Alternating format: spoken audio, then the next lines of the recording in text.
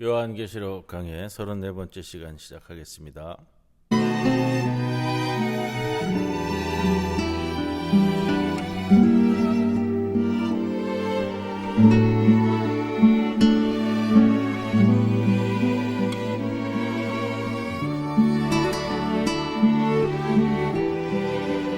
나의 입술이 주 예수를 정죄했고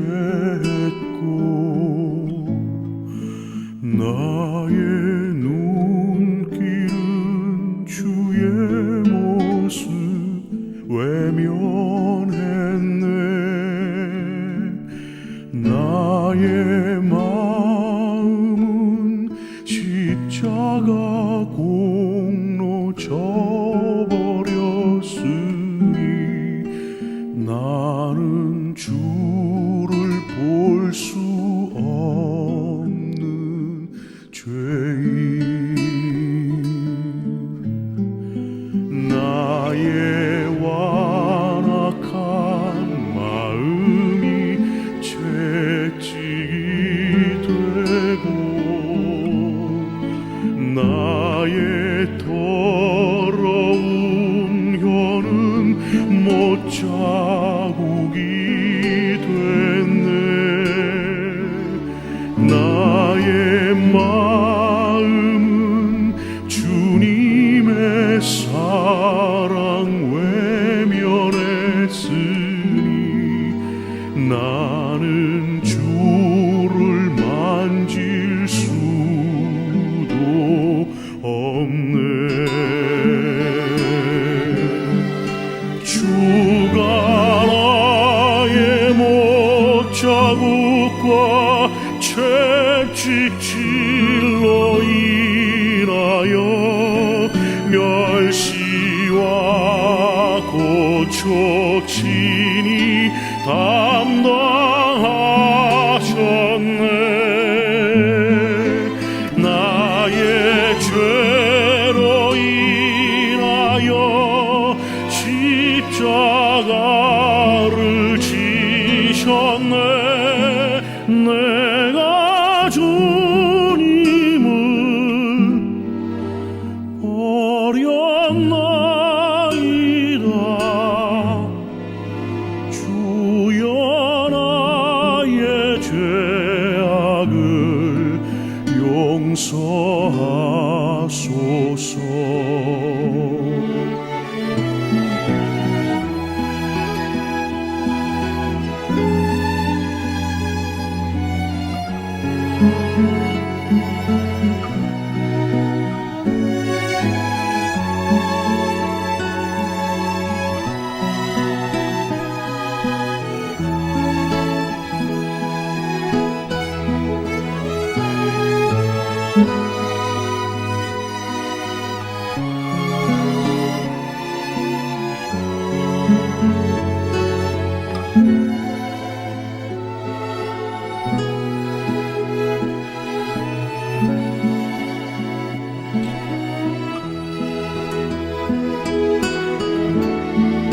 주가 나의 못자국과 채찍질로 인하여 멸시와 고초친이 담당하셨네.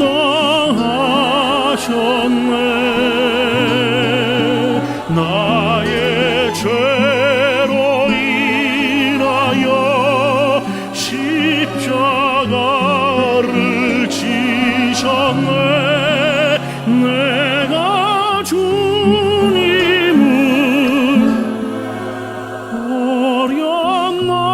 버렸나이다.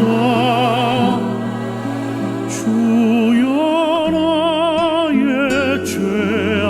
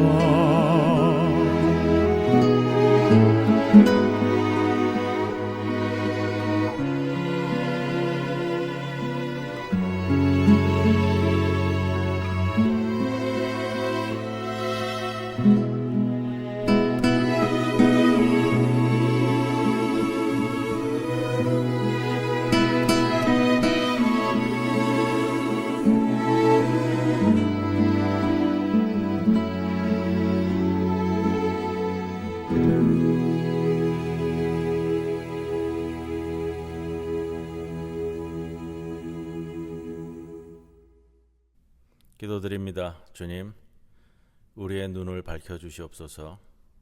유혹의 갈림길에서 영혼의 창을 닦아주셔서 보이지 않는 것을 보게 하시고 세상이 주는 아픔과 사람이 주는 상처로 흩어졌던 생각을 십자가로 모으게 하옵소서.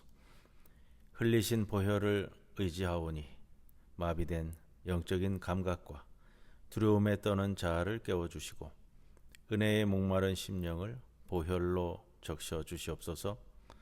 우리의 뜻은 눌러주시고 우리의 몸은 순화시켜 주시고 우리의 영은 성화시켜 주셔서 하는 일에 신중하고 위험한 상황에서 담대하고 괴로움을 겪을 때 잘 견디고 번창할 때는 겸손한 사람이 되게 하옵소서.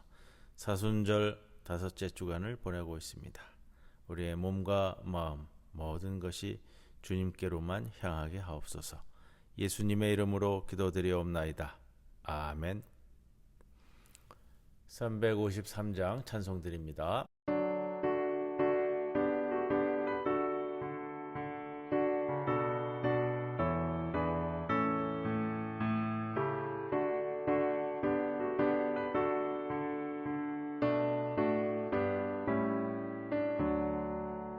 십자가 분명 베어서 예수를 따를 때 무서워하는 마음으로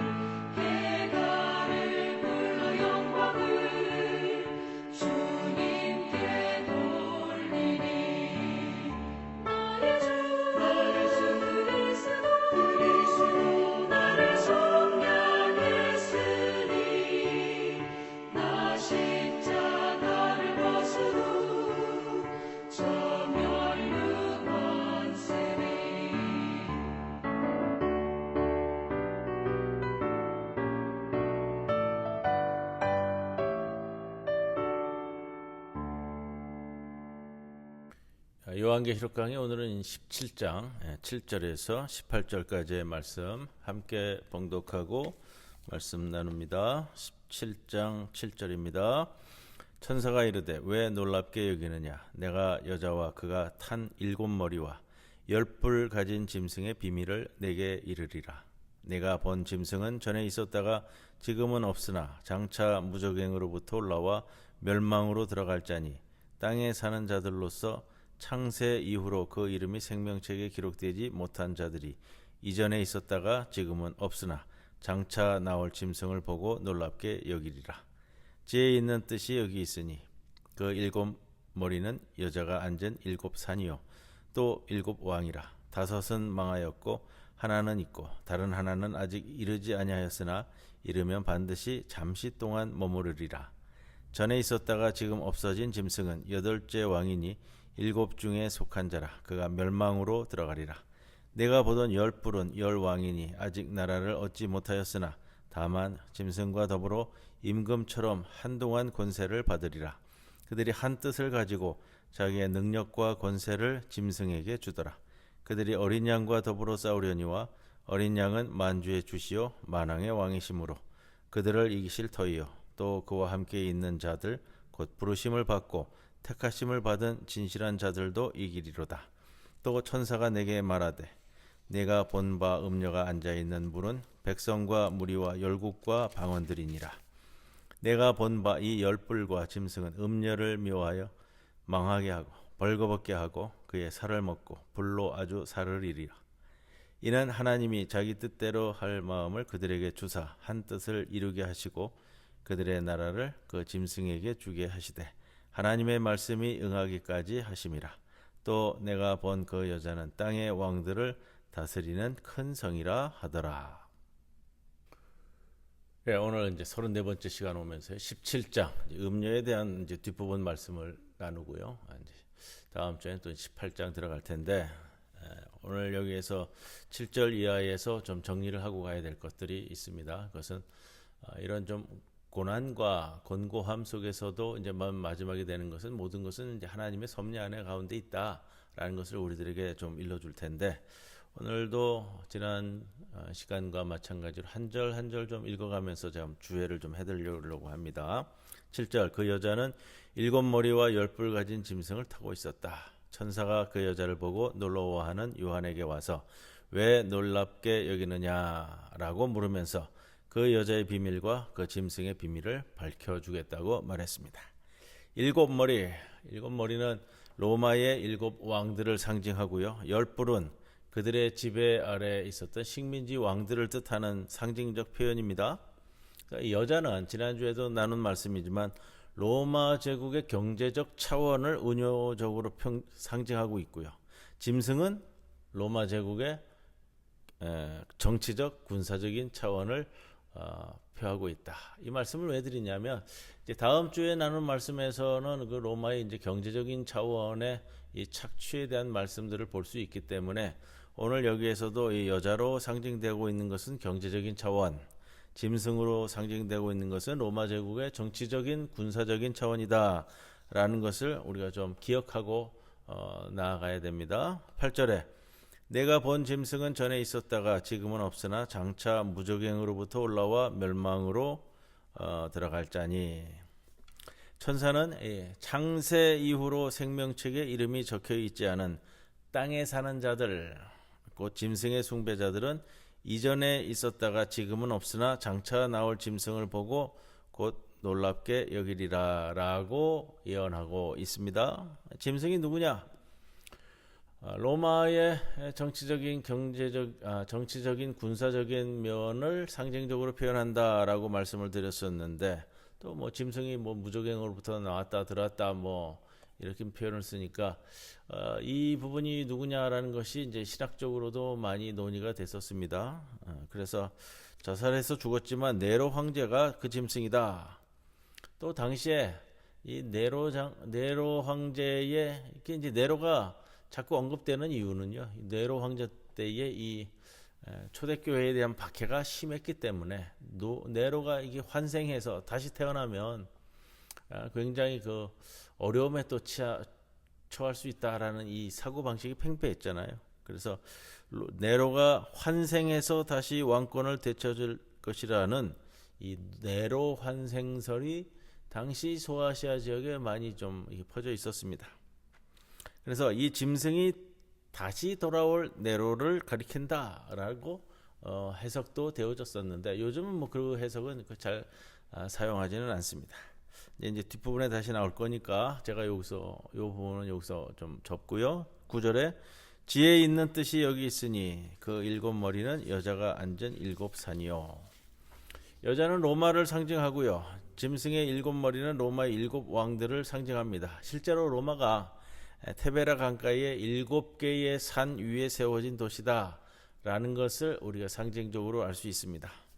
10절에 또 일곱 왕이라 다섯은 망하였고 하나는 있고 다른 하나는 아직 이르지 아니하였으나 이르면 반드시 잠시 동안 머무르리라. 일곱 왕들이라는 표현은 로마 이 제국에 지내쳐온 7명의 황제를 뜻하는 표현인데 여기서 이 황제라는 것은 뭐 우리가 생각할 수 있는 것처럼 로마 제국과 이 동일시되는 표현입니다. 요한계시록 저자도 지금 아마 재임하고 있는 어떤 황제의 통치 아래에 살고 있고요. 지금 소아시아 교회도 마찬가지로 초대교회도 마찬가지로 어느 로마 황제의 재임하에 있는 것이 맞는데 어느 왕이냐? 일곱 황제가 누구냐? 서거한 이미 죽은 5 황제들 그리고 지금의 황제 그리고 장차 올 7번째 황제 누구냐? 자, 7번째 황제가 누구인지는 모르지만 잠시 나타났다 사라진다라는 것은 유한하다라는 것을 보여주고요. 오래가지 못하고 실패할 것이다. 현재가 누가 재임하고 있는 황제인지 7 황제는 누구인지 뭐 논의가 계속되어졌지만 아마 좀 이렇게 뭐라 그럴까요? 이 핍박을 많이 했던 황제부터 시작돼 가지고 7, 8을 세야 되지 않을까. 이 부분은 이제 많은 해석이 이제 엇갈립니다. 자, 11절에 전에 있었다가 지금 없어진 짐승은 8째 왕이니 7 중에 속한 자라 그가 멸망으로 들어가리라. 8절에 언급된 이 무적행에서 올라와 보좌에 앉을 왕이 8째 왕입니다.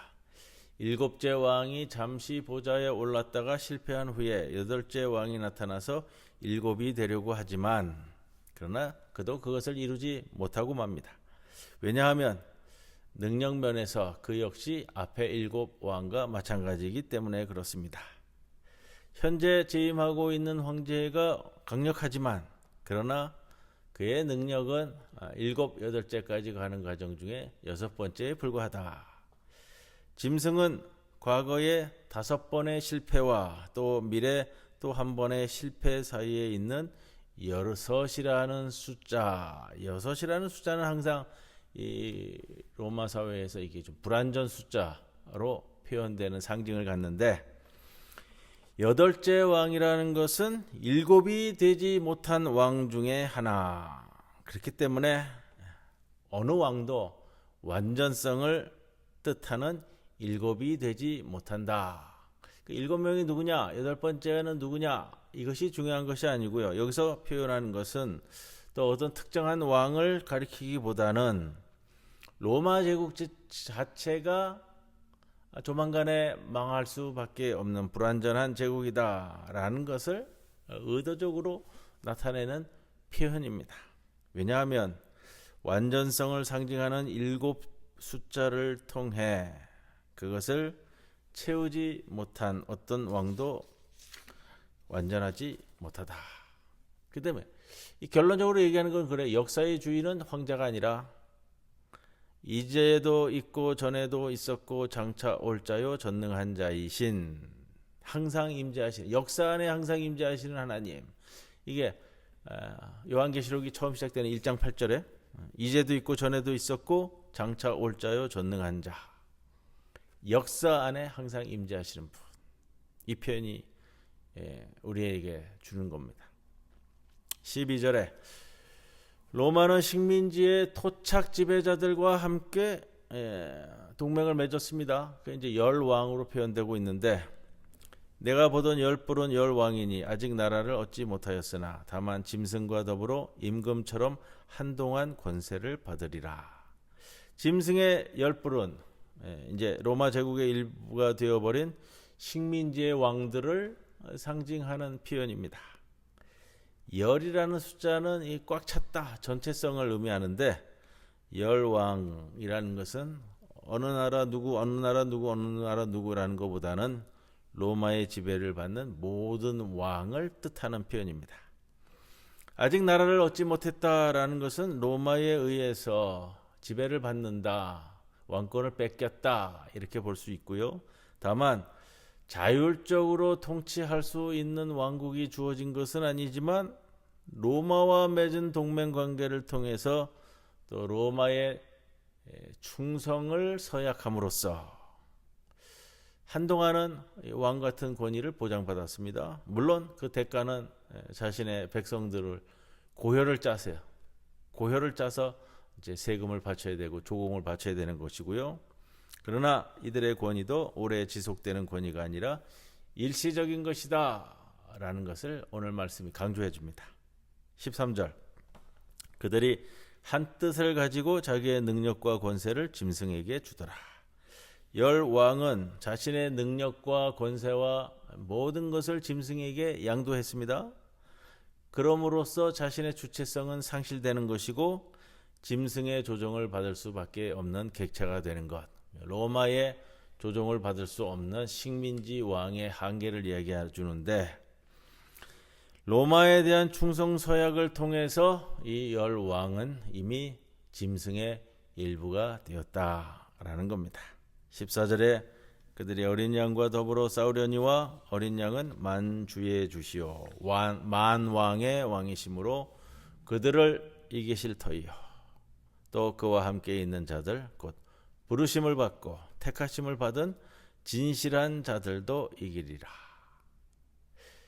자, 짐승과 그의 동맹자들인 열 왕이 합세해서 어린 양 예수를 공격하는데 어린 양이 그들을 이기고 승리할 것이다. 왜냐하면 어린 양이 만주해 주시고 만왕의 왕이시기 때문에. 이 결론은 오늘 17장은 그렇게 가는 거예요. 역사의 섭리는 아무리 로마 제국과 음료와 여자와 또 열 왕과 지나간 일곱 황제 그러나 만주해 주시오 만왕의 왕은 어린 양 예수시다. 어린 양 예수는 그와 함께 있는 자들과 연대해서 싸우는 투사입니다.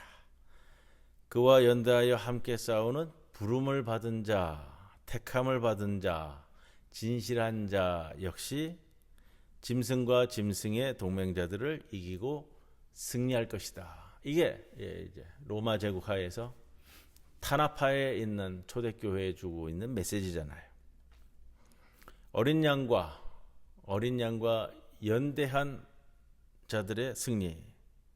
이것이 로마 제국주의 체제를 전복시키고 폭력의 역사를 끝내는 것, 그것을 의미합니다. 15절에 내가 본 음녀의 안전물은 백성과 무리와 열국과 방언들이라.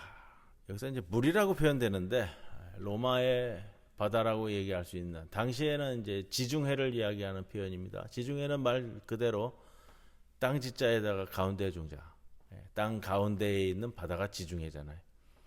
아직 이 모든 세계의 당시의 모든 세계의 역사는 이 지중해를 중심으로 이루어지는 거예요. 위에 지금의 뭐 이탈리아, 뭐 스페인도 이제 외곽인데 이탈리아, 그리스, 그 다음에 이쪽 메소포타미아, 지금의 터키 지역, 소아시아 지역, 그리고 밑에 이제 북아프리카 지역인데 북아프리카 지역도 당시에는 뭐 이슬람이 있었던 때가 아니기 때문에요. 또 제일 많은 부를 만들어내고 곡창지대가 북아프리카 지역이었다고 그래요. 이 아프리카라는 이름 자체가 이 농토가 비옥하다라는 뜻을 갖고 있었기 때문에 로마 제국이 이 지중해를 한 손에 쥐고 있으면서 로마 제국에 공급하는 모든 식량, 밀은 이 북아프리카 토지에서 만들어져서 수입되었다고 이야기를 합니다.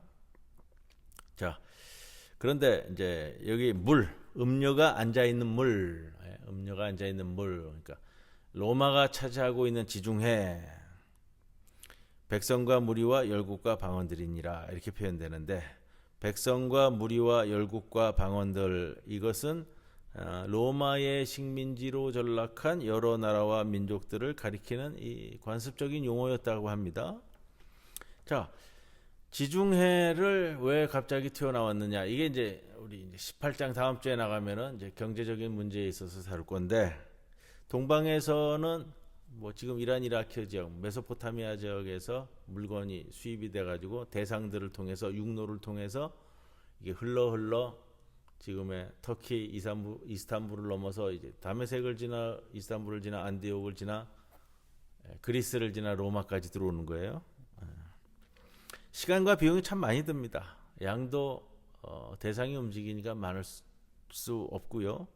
그러나 해상무역은 다릅니다. 배를 통해서 움직이는 거예요.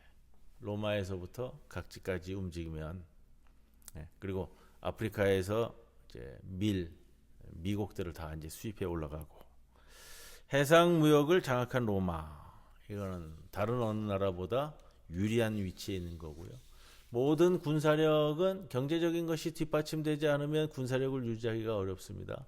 이제 이런 모든 것이 뒷받침될 때에 로마가 더 특별하게 우수하거나 특별하게 더 많은 물자를 생산할 수 있거나, 그래서 경제적으로 부유한 것이 아니라 이제 모든 지역에서 이제 다 휩쓸어서 올려가는 거예요. 지금으로 얘기하면 이게 이제 신자유주의 무역 체제에서의 불공정 무역을 통해서 모든 걸 다 빨아들이는 거. 값싸게 빨아들이고 더 부해지고. 로마에 예속된 여러 민족의 부는 이 열 왕들을 통해서, 식민지 국가들을 통해서 착취하는 거예요. 싸게. 그래서 이 바다를 통해서 로마로 흡수되고 있는 장면을 오늘 본문에서도 좀 맛배기로 보여주고 있습니다.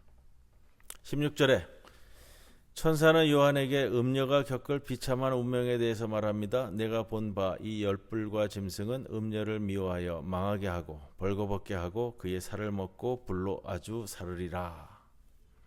자, 앞에서 언급했듯이 짐승이라는 것은 로마의 정치적, 군사적 측면을 상징하는 은유적 표현입니다.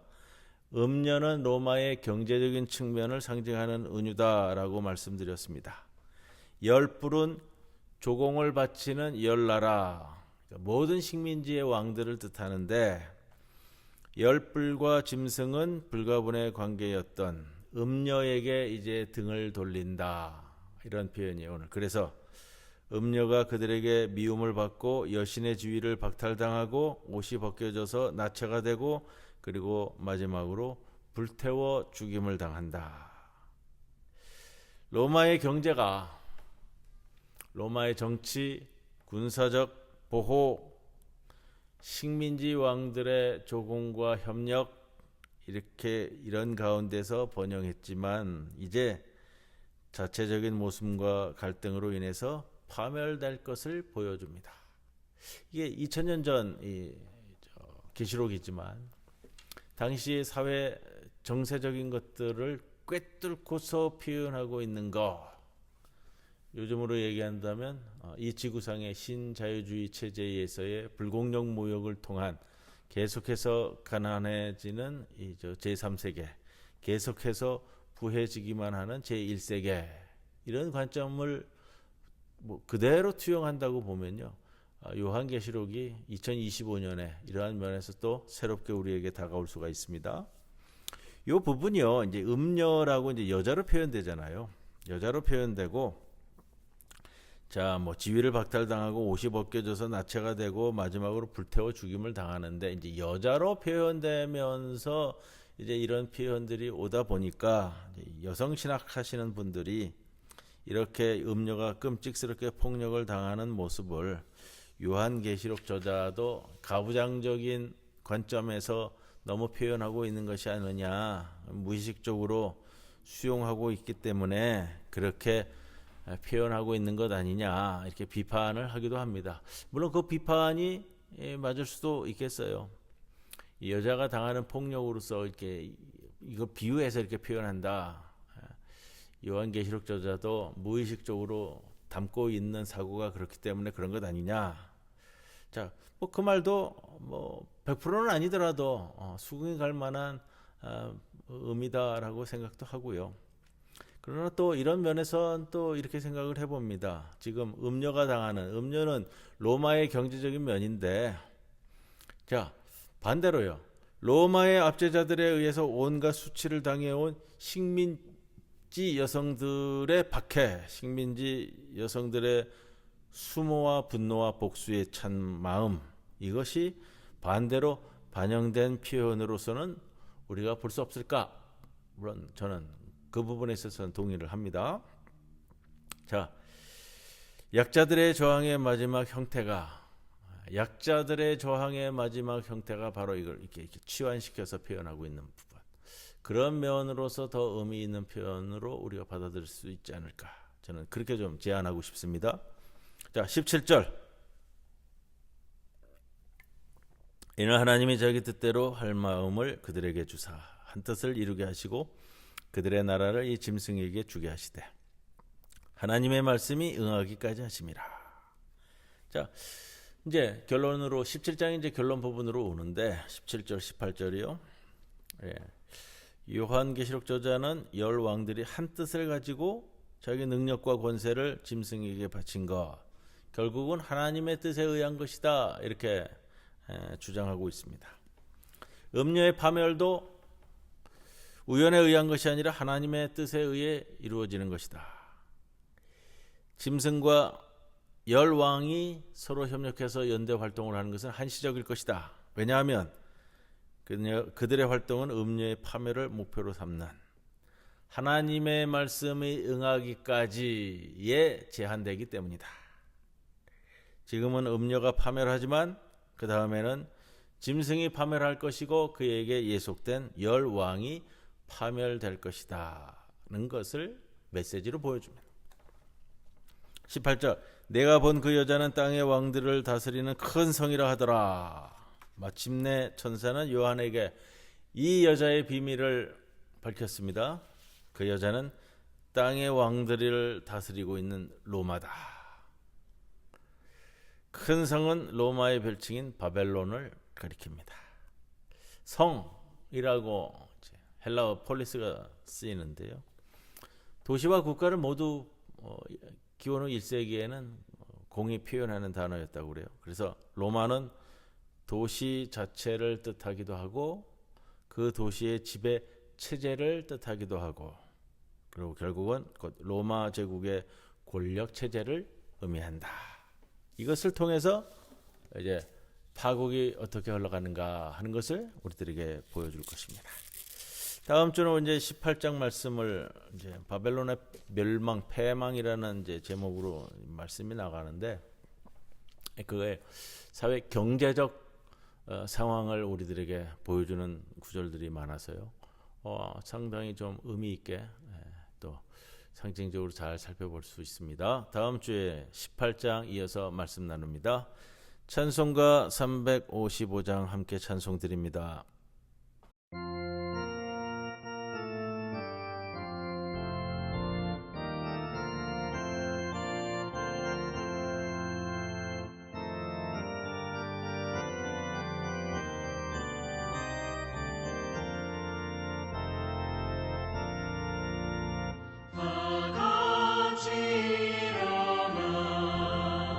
용감히 싸워라.